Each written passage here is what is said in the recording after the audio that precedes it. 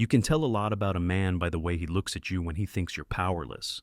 My granddaughter's husband, Ryan, had that look, the kind that made my stomach tighten with the same cold fury I'd felt 40 years ago, standing in the rain outside the factory gates after the layoffs. Back then, I'd lost everything but my pride. This time, he was trying to take that too. "Tom, you've been here long enough," he said, folding his arms like a landlord talking to a tenant behind on rent. "We just need space. You understand, right? Space."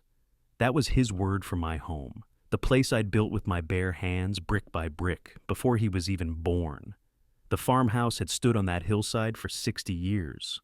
I'd raised my daughter here, buried my wife beneath the old oak, and taught my granddaughter, Emily, how to fish in the pond that shimmered behind the barn. And now, this boy with his pressed shirt and polished smile wanted me gone, because my rocking chair didn't fit his new designer vision. I looked around the kitchen, the one Martha and I had tiled together on a rainy weekend in '74. He'd already replaced her curtains with something sterile and gray. Even the air smelled different. No wood smoke, no cinnamon, just detergent and arrogance. "I'm not sure what you mean by long enough," I said. My voice came out calm, though I could feel the heat building behind my ribs. Ryan sighed dramatically, glancing toward the staircase like he wished Emily would come down and handle this herself. "We're expecting, Tom. We need to turn your room into a nursery. You can find a nice senior place in town, something modern. You'll love it there." Senior place. I could almost hear the sales pitch in his voice, polite words hiding sharp edges. "And Emily," I asked quietly, "does she know you're asking me to leave?" He hesitated. "She agrees it's for the best. She just doesn't want to upset you." That was a lie, and we both knew it. Emily had too much of her grandmother's kindness in her to throw me out like garbage. But she also had Ryan's baby in her belly, and I could imagine the pressure he'd put on her.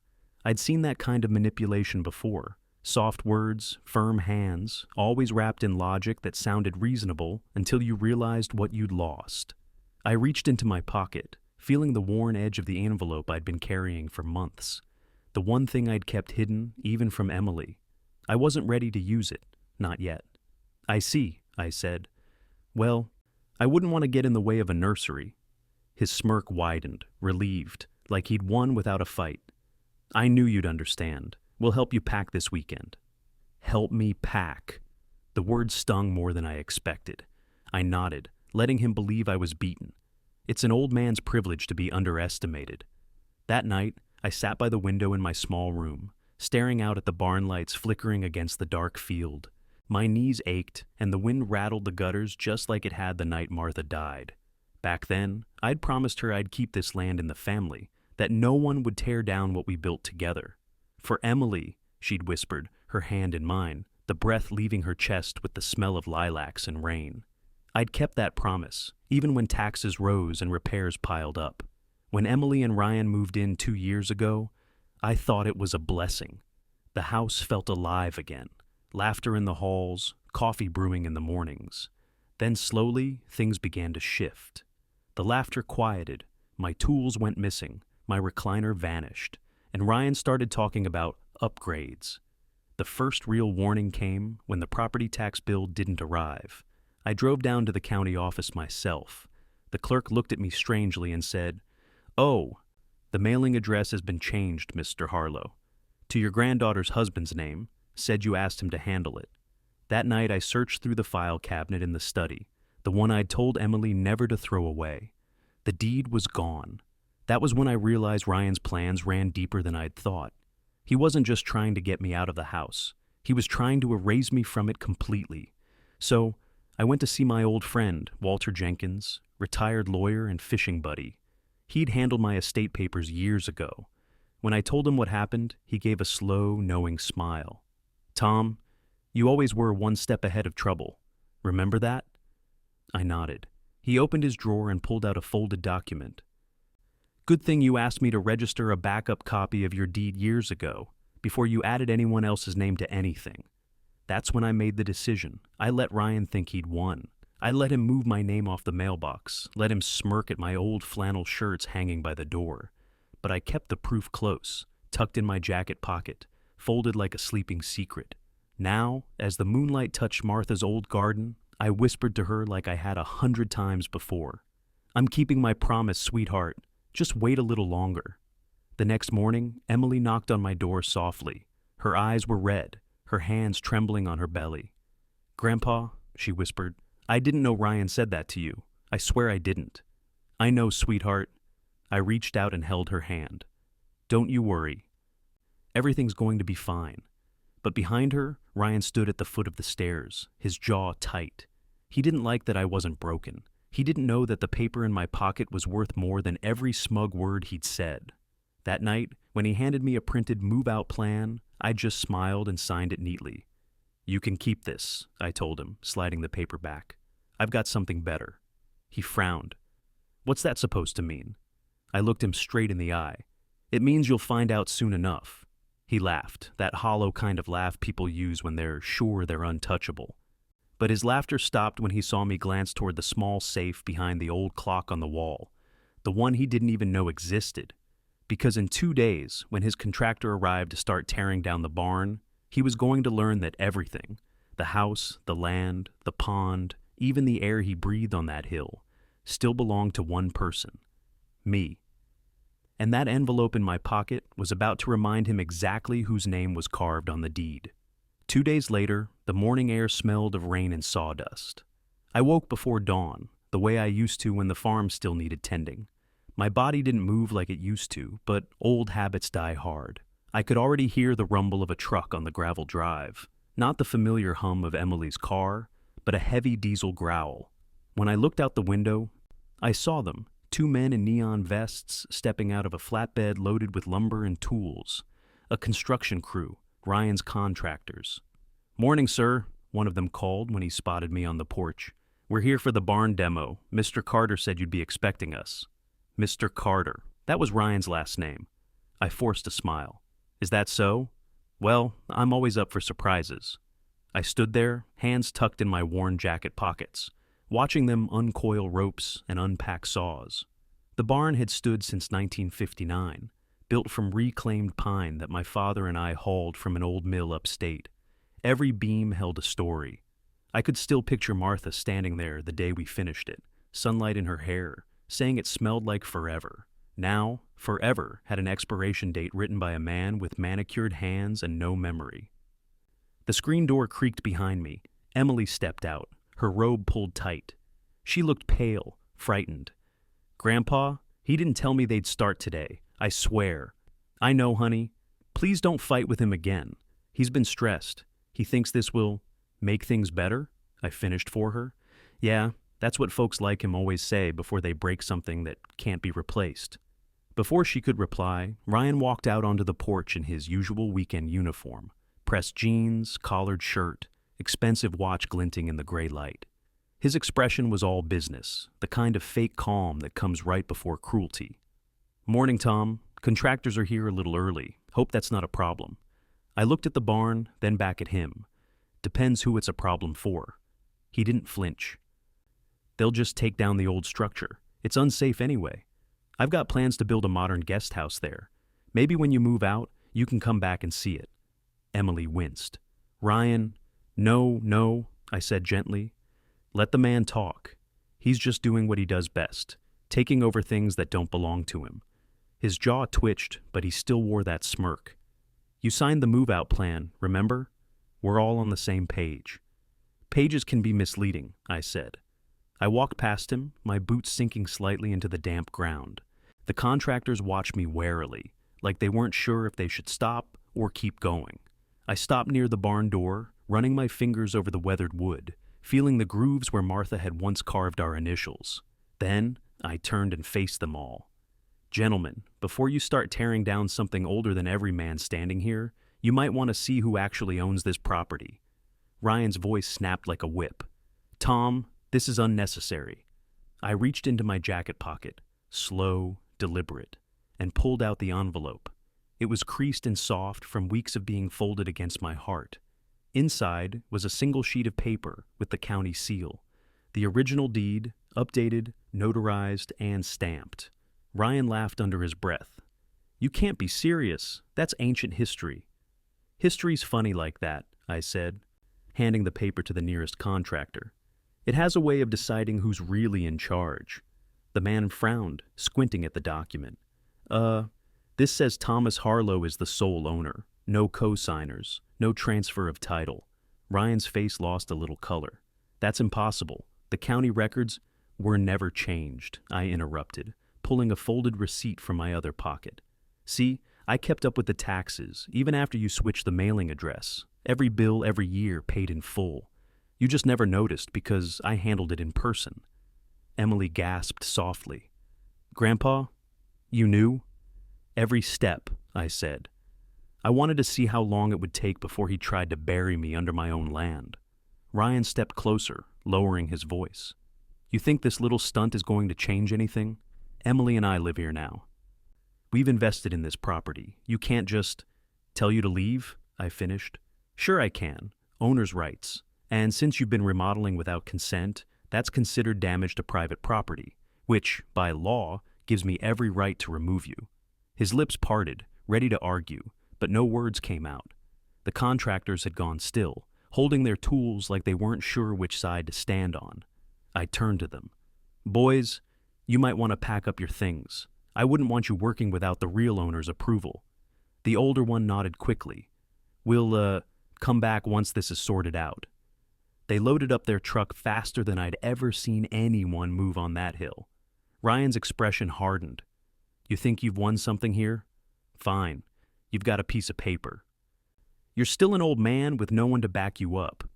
Emily's voice cracked. "Ryan, stop." "No, let him speak," I said quietly. "Because every word tells me exactly who he is." He stepped closer, anger flickering in his eyes. "You've manipulated her since day one, guilt-tripping her with your sob stories about family legacy. But guess what, Tom? Times change. You're just a stubborn relic sitting on valuable land. You can't keep it forever." I smiled then, a small, weary smile that made him pause.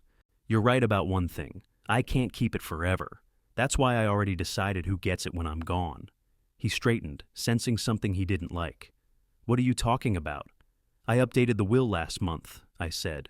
"Left the house, the land, everything, to Emily and the child she's carrying. Not a penny, not a splinter of wood to you." The silence that followed felt like thunder waiting to break.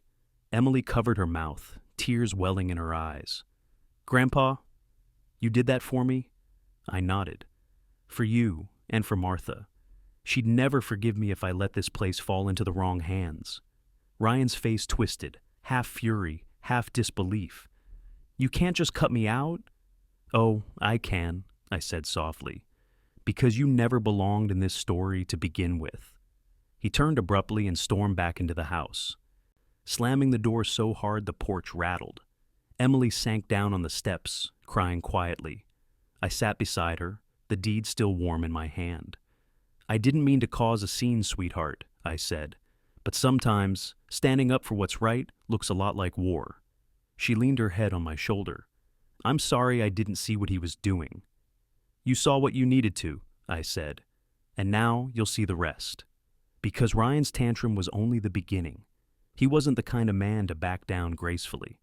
I could already feel the storm building, the kind that didn't come from the sky, but from pride, greed, and desperation. And when it finally broke, I'd be ready. Because I wasn't just an old man clinging to the past.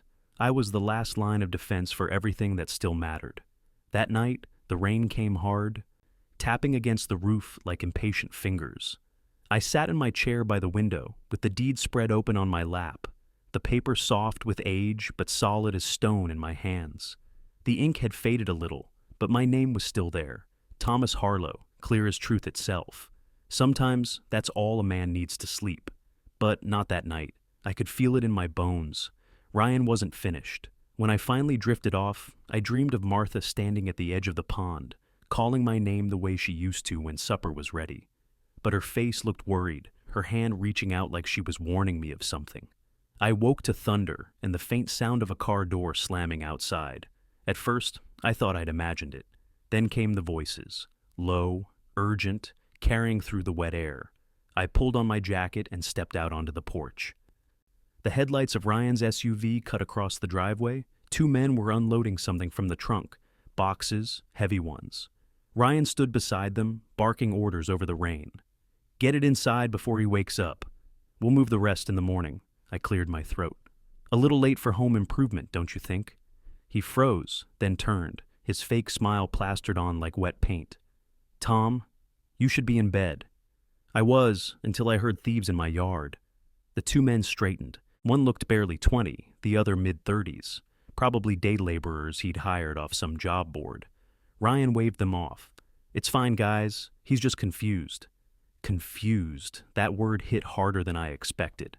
That's what people say when they want to strip you of authority. First your voice, then your power, then your home. Care to explain why you're hauling boxes into my barn at midnight? I asked. He smirked. I'm moving my tools. Figured I'd start cleaning out space for renovations since you stopped the contractors earlier. Tools? I looked at the boxes. One cracked open in the rain, and inside I saw rolled up carpet, not hammers or nails. You lying to me, son? He stepped closer, water dripping from his hair. Don't call me son. You don't get to talk to me like that. You've been undermining me since the day Emily and I moved in. Undermining you? I gave you a roof. You're welcome. His laugh was sharp. You didn't give us anything. You've been living here rent-free while we handle everything. You think that paper in your pocket makes you a hero? You're a bitter old man too scared to admit his time's up. Something inside me went quiet. It wasn't anger. It was that deep, still silence that comes before you make a decision you can't take back. I built this place for my family, I said. For my daughter, for Emily. You've been in it for 2 years, Ryan. You've contributed nothing but noise. His jaw tightened. We'll see what a court thinks about that. Emily and I are married. She's part owner now. And the judge will side with us once I explain you're not mentally capable of handling finances. I stared at him for a long moment. That's your plan, huh? Declare me incompetent? Make it easier to steal what isn't yours? He didn't answer. That was all I needed to know.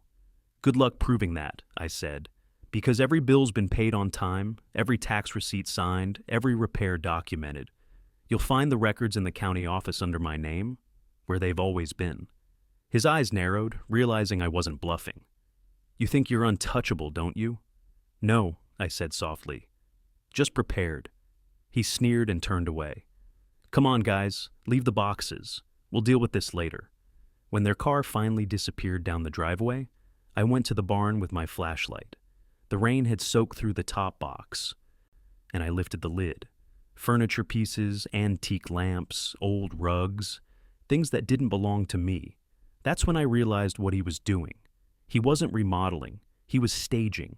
Ryan planned to strip the barn, fill it with fake antiques, and claim I'd sold them without permission or lost my mind trying to redecorate. He'd plant evidence, paint me as unstable, the kind of story courts love when a younger man needs control of an estate. I sat there on the barn floor, surrounded by the smell of damp wood and betrayal, and made a choice. I wasn't just going to defend my home, I was going to expose him. By sunrise, I was in town. My first stop was Walter Jenkins' law office. Walter had been expecting me. Knew he'd try something, he said, sliding a folder across his desk. Good thing we updated your power of attorney and witness statements last year. You've got documentation showing full cognitive competence. Doctor's note, notary seals, everything. I nodded. That'll come in handy. More than that, Walter said. Remember the life estate clause we filed? Even if you did transfer ownership, which you didn't, no one can force you off this property until you die, and they'd better hope you live a long time. I grinned. I planned to. My next stop was the sheriff's office. I showed him photos of the boxes, the workers, and the receipts from the property tax payments. Sheriff Dalton was an old friend, same age as me, with a calm drawl that could make a bear back down. So, he's trying to frame you, huh? Dalton said, flipping through the pictures. That's low, but don't worry, Tom. I'll have a patrol car swing by for a few nights. If he tries anything, we'll know. Appreciate it, I said. I just need him to dig his own hole deep enough. When I got back home, Emily was sitting on the porch steps, holding a mug of cold coffee. Her eyes were red. He left last night, she whispered. Said he needed some air. I think he went to his brother's place. That's good, I said, easing down beside her. Maybe the air will clear his head. She looked at me for a long moment. Grandpa, I didn't know he could be like this. I thought he cared. I sighed. He cares about what he can own. There's a difference. The sun peeked through the clouds then, glinting off the wet grass, lighting up the old oak like something sacred. For a moment, the world felt steady again. But I knew it wouldn't last, because men like Ryan don't disappear quietly. They come back angry, desperate, dangerous. And when he came back, I could feel it deep in my chest. He'd bring something worse than words. I just didn't know yet that the next time he drove up that hill, he wouldn't be alone. The next few days passed in a tense quiet, the kind that hums beneath the surface of ordinary life. Emily tried to keep busy, cleaning the house, baking things she didn't eat, pretending everything was fine, but every sound made her flinch. Every car that slowed near the driveway made her glance at me with those worried eyes, like a child listening for thunder. Ryan hadn't called once, not her, not me. That kind of silence never means peace. It means planning. On the third evening, just as the sky turned the color of steel, I saw headlights coming up the hill. Not one car, 3. A black SUV, a sedan, and a county-marked vehicle I recognized from too many unpleasant experiences in my working years. Ryan stepped out first, clean-shaven, smiling like a man about to win a court case. 2 men followed him, one in a suit with a clipboard, the other a sheriff's deputy I didn't know. Emily came onto the porch, wiping her hands on her apron. "Ryan," she whispered. "Emily, sweetheart," he said in that syrupy tone liars use when they need witnesses. "I just brought some folks to clear things up." "Clear what up?" I asked, stepping down from the porch. He gestured to the man with the clipboard. "This is Mr. Callahan from Child and Family Services, and this officer here's just ensuring everyone's safe while we discuss some concerns." My stomach went cold. "Family Services?" Mr. Callahan adjusted his glasses. "We received an anonymous report suggesting there may be an unsafe living situation here, potentially hazardous environment for a pregnant woman." Emily gasped. "Unsafe? That's ridiculous. My grandfather—" Ryan cut her off smoothly. "Emily, please, let the man do his job." He turned to the official. "You see, Mr. Callahan, I've been worried for her. Tom's been confused lately, forgetting things, misplacing important documents, accusing people of theft. I'm afraid his mental state might be declining, and I just want what's best for my wife and child." That was his angle. If he couldn't take the house legally, he'd destroy my reputation, force Emily to side with him for the baby's sake. I took a slow breath. "You're saying I'm not fit to live in my own home?" "I'm saying," he replied, "you might not realize how much you're struggling." The deputy stepped closer, hand resting casually on his belt. "Sir, we just need to ask you a few questions." "By all means," I said. I'd been waiting for this. I walked back inside, hearing Ryan whisper something to the official about me being volatile. My hands shook as I opened the safe behind the old clock. Inside were 3 items: the deed, the medical clearance letter from my doctor, and a sealed folder from Walter Jenkins. I took all 3. When I returned to the porch, Ryan's fake sympathy faltered. "What's that?" "Proof," I said. I handed the medical letter to Mr. Callahan first. "Dated last month, full physical and cognitive evaluation. No dementia, no impairment. You can call the doctor yourself." He blinked, reading the paper, his tone softening. "Well, that's thorough. Now," I continued, unfolding the deed and holding it up so the porch light glinted on the county seal, "this here's my property, paid for, maintained, and registered under my name for 60 years. The only unsafe thing around here is a son-in-law who thinks lying is a career path." Ryan's face reddened. "You think you can wave old papers around and fix this?" "The system already knows," I interrupted, "because I filed a complaint 3 days ago about attempted fraud and property tampering. Sheriff Dalton's aware, and if I'm not mistaken, that's his signature right there on the acknowledgement receipt." I passed the last document, Walter's notarized statement, to the deputy. It details every payment, every inspection, every transfer attempt that never legally happened. Ryan's confident mask cracked. "This is absurd," he snapped. "You forged these—" "Careful," I said quietly. "That's a dangerous word to throw at a man with witnesses." The deputy's radio crackled. He stepped aside, listening. "Yes, sir," he said, then turned back toward us. "Mr. Dalton says he's on his way up. Wants to be present for this conversation." I looked at Ryan. "Good. Saves me the trouble of calling him myself." Ryan glanced at Emily, trying to recover his charm. "Sweetheart, you know how your grandfather can be when he's—" "Stop," she said sharply. Her hands were trembling, but her voice was steady. "You lied to me about the taxes, the barn, everything. Now this, calling social services—" He tried to grab her hand, but she pulled back. "Emily, please, I was trying to protect you. By destroying the man who raised me," she hissed. "By making him look crazy?" The headlights of another truck swung across the yard, the sheriff's cruiser. Dalton climbed out, broad-shouldered and calm as ever. "Evening, folks. Got a call about a welfare check. Everything all right here?" Ryan straightened, smoothing his shirt. "Sheriff, thank goodness you're here. Mr. Harlow's been threatening me, making wild claims."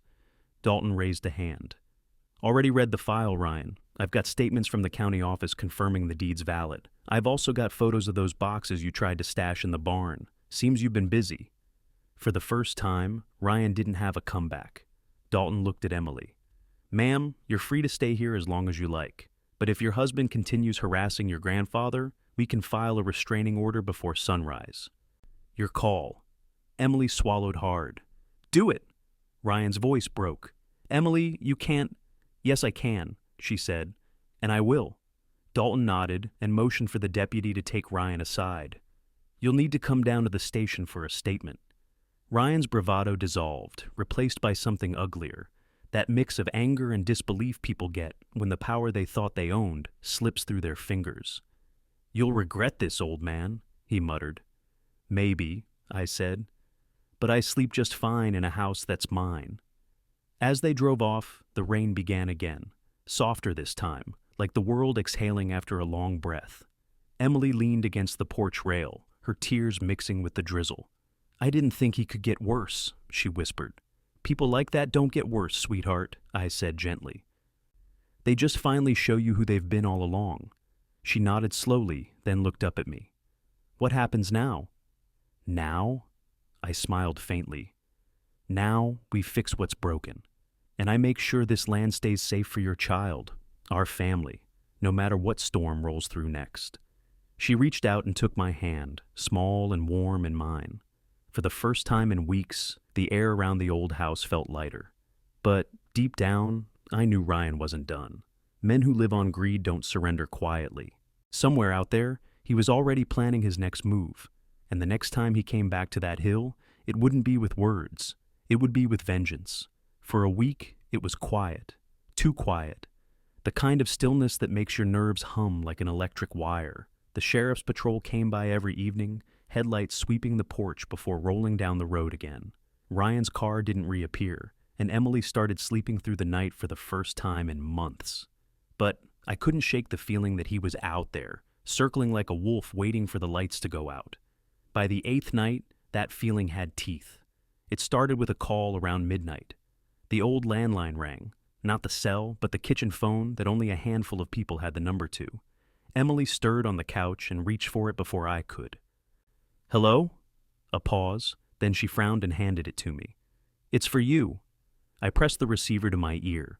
Static crackled, then a familiar voice slithered through. "Hope you're enjoying your little victory, old man." My stomach tightened.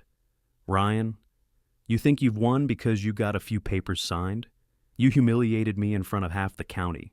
My job's on the line, my name's Dirt, and she's living there with you like I'm some villain. But that house, it's going to be mine, one way or another." "Careful what you threaten, son," I said quietly. "The sheriff records calls like this." He laughed, a sharp, brittle sound. "Then record this. I'm not done. You can wave your old deed around all you want, but paper burns." The line went dead. Emily had been watching my face. "What did he say?" "Nothing we didn't already know," I lied, setting the phone down. "Go back to bed." But I didn't sleep. I sat by the window until dawn, the deed resting on the table beside my coffee cup. The next morning, I drove into town to see Walter. "He's threatening you now?" he asked after I told him about the call. "Not directly," I said, "but he's not finished." Walter rubbed his temples. "I've seen men like him. When they lose control, they try to scorch the earth behind them. You need to be ready for that." "Already am," I said. "But I think it's time he learned the value of what he's trying to destroy." That afternoon, I took Emily for a walk down to the pond. The air was crisp, the leaves starting to turn, and for a moment, it almost felt like peace. I told her about the call. Her hands tightened around her belly. "He wouldn't hurt us, Grandpa." I looked out at the water, still and dark. "He already tried, just in a different way. Men like that don't use guns or knives. They use lies and paperwork. But sometimes, when that fails, they get desperate." She was silent for a moment. "Then what do? We stay calm," I said. "And we stay smart." That night, I locked every door and window, even the barn. I set up an old trail camera near the driveway, one I used years ago to catch raccoons stealing from the chicken coop. This time, I wasn't after animals. Around 2 a.m., I woke to a faint metallic sound, the crunch of gravel, then the slow creak of the front gate. I eased out of bed, the floorboards cold under my feet. When I looked through the curtains, I saw movement near the barn, a flashlight beam cutting through the dark. He was back. I grabbed my phone and stepped outside, keeping to the shadows. Rain had started again, soft but steady. I could see Ryan's silhouette by the barn door, fumbling with something in his hands. A canister, maybe fuel. My heart dropped. He was going to burn it. "Ryan!" I shouted, my voice cutting through the night. "You take one step closer, and I swear you'll regret it." He froze, turning toward me, the flashlight catching his face. Twisted, soaked, wild. "You don't deserve this place, old man. You stole my life." He dropped the canister, and for a moment, I thought he might actually lunge. But the sound of tires crunching on gravel stopped him cold. Sheriff Dalton's cruiser came into view, lights flashing blue and white across the rain. Ryan stepped back, blinking in panic. "You called them?" "Didn't have to," I said. "That trail camera sends alerts to my phone. Sheriff gets a copy too." Dalton stepped out of the car, hand on his holster. "Evening, Ryan. You planning on roasting marshmallows at 2 in the morning?" Ryan stammered something about checking on property, but Dalton was already shaking his head. "You're on probation for harassment, son. This looks like attempted arson to me." Emily came running from the porch, barefoot and crying. "Ryan, stop this, please." He looked at her, and for a second, the anger faltered. Then he saw me, standing tall under the porch light, the deed clutched in my hand like a weapon. "You ruined everything," he whispered. "No," I said. "You did that yourself." Dalton cuffed him without a struggle. "You'll cool off in county tonight, maybe longer, depending on what the DA says about this little fire starter act." As the cruiser disappeared down the hill, the rain eased into a mist. Emily sank into the porch chair, shaking. "He really would have done it," she said softly. "Maybe," I said, sitting beside her. "But he didn't. And that's what matters." I looked toward the barn, Martha's initials still carved on the beam above the door. And for the first time in months, I felt like she was there again. Watching. Protecting. The next morning, Dalton called to tell me Ryan would be charged. Arson attempt, property trespassing, violation of a restraining order. It wouldn't keep him away forever, but it would buy us peace. Emily stood beside me as we watched the sunrise spill across the fields. "Grandpa," she said, her voice soft but steady, "I want to raise my baby here, where Mom grew up, where you and Grandma built this life." I smiled. "That's exactly why I kept it, sweetheart." But as I turned to go back inside, something in the distance caught my eye. A figure standing at the tree line, half hidden by fog, just long enough to make my heart skip. When I blinked, it was gone. Ryan might have been in custody, but the shadow of his hatred hadn't left that hill. Not yet. The morning after Ryan's arrest was unnervingly calm, the kind of quiet that makes you wonder what's coming next. Emily made coffee in the kitchen, her hands finally steady again, and sunlight fell through the window in soft gold streaks. The house smelled like peace for the first time in months. But I'd lived long enough to know peace doesn't last. It lingers just long enough to make you drop your guard. Around noon, Sheriff Dalton called. "Tom, just thought you should know, Ryan made bail this morning." His brother posted it. I looked out at the field, where fog was lifting off the grass like smoke. "How long before he shows up here?" Dalton sighed. "Can't say. The restraining order's in effect, so if he sets foot on your property, we'll have him again. But men like him, they don't quit easy." I thanked him, hung up, and set my coffee down. My hand didn't shake, but my chest felt tight. That old kind of tension you get before a storm hits.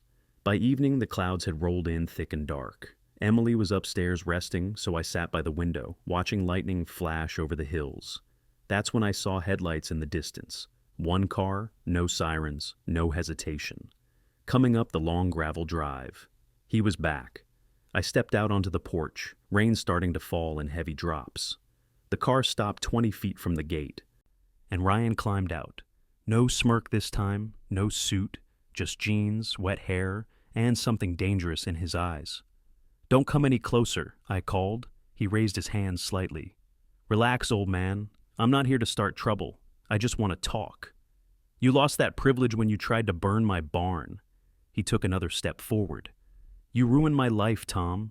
Do you have any idea what it's like being the town joke? Everyone thinks I'm some psycho gold digger because of you. You did that yourself." He laughed bitterly.